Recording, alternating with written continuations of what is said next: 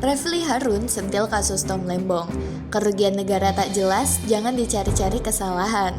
Penetapan tersangka Thomas Trikasi Lembong alias Tom Lembong masih menjadi misteri hingga sekarang.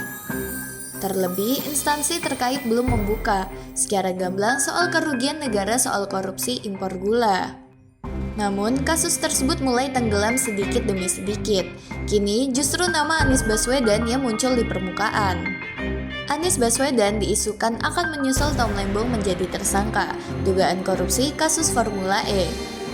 Menanggapi hal ini, pakar hukum tata negara Refly Harun sontak menegaskan bahwa dirinya memang setuju jika pemberantasan korupsi gencar dilakukan di Indonesia.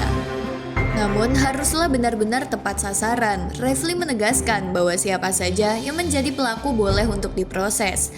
Namun jika bukan pelakunya, maka jangan dicari-cari kesalahannya. Loyalis endus Anies Baswedan mau ditersangkakan. Saya seperti banyak kesempatan mengatakan kalau seorang itu memang korupsi proses.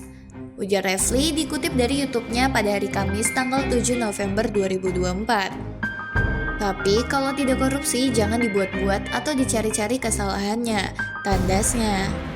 Menurut Refly, kasus Tom Lembong saja masih terus mengambang sampai saat ini. Ia bahkan berani menyebut tidak jelas lantaran pemerintah tidak transparan. Terlebih dalam kasus Tom Lembong hampir tidak jelas di mana kerugian negara, tidak jelas. Kita tidak pernah melihat hitungan yang jelas terkait kerugian negara tersebut, sebut Refly.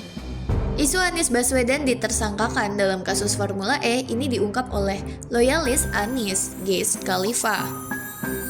Geish menilai langkah penetapan Anies sebagai tersangka ini untuk melengkapi penjagalan Anies yang disebut belum tuntas.